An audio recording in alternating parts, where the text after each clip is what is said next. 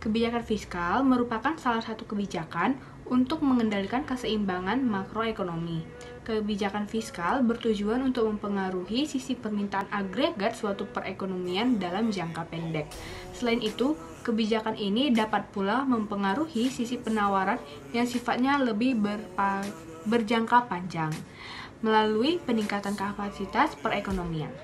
Dalam pengelolaan stabilitas makroekonomi, kebijakan fiskal akan berinteraksi dengan kebijakan moneter. Tabel tadi menunjukkan perkembangan pengangguran, inflasi, kebijakan fiskal atau pengeluaran pemerintah dan pajak, serta kebijakan moneter, yaitu jumlah uang beredar dan suku bunga di Indonesia dari tahun 2000 sampai 2013. Perkembangan pengangguran di Indonesia selama periode tersebut dapat dikatakan mengalami tren yang menurun tetapi bergerak fluktuatif pada tahun-tahun tertentu. Permasalahannya adalah sejauh mana pengaruh pengeluaran pemerintah, pajak, jumlah uang beredar, suku bunga, dan inflasi berpengaruh terhadap pengangguran di Indonesia. Jenis data dalam penelitian ini adalah data dokumenter. Pendekatan yang digunakan dalam penelitian ini adalah secara deskriptif dan analisis induktif. Statistik deskriptif dilakukan pemantauan melalui tingkat inflasi, variabel fiskal, serta variabel moneter. Sedangkan analisis induktif antara lain dengan uji normalitas, yaitu uji normalitas data dalam penelitian menggunakan metode Jarque-Bera. Selanjutnya dengan analisis jalur.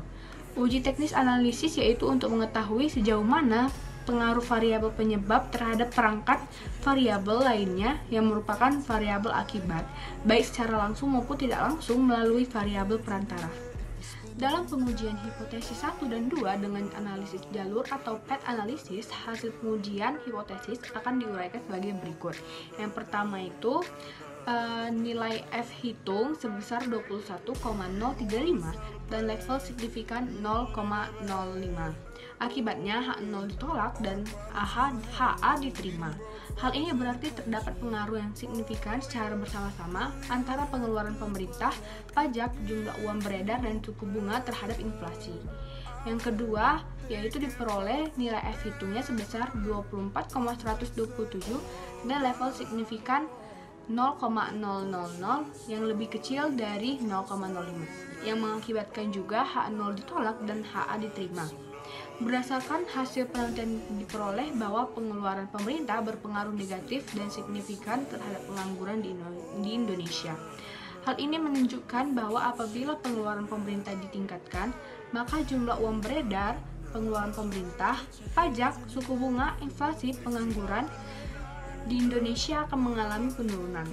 Hal ini sejalan dengan pendapat Makiu 2007 yang ke-66 bahwa pengeluaran pemerintah merupakan salah satu unsur permintaan agregat. Masukannya adalah dampak yang harus diperhatikan dalam kebijakan naik turunnya suku bunga apakah semakin meningkatkan peluang usaha dan peluang kerja atau malah justru meningkatkan pengangguran dan PHK. Ini mengindikasikan bahwa pengangguran di Indonesia ditentukan oleh suku bunga.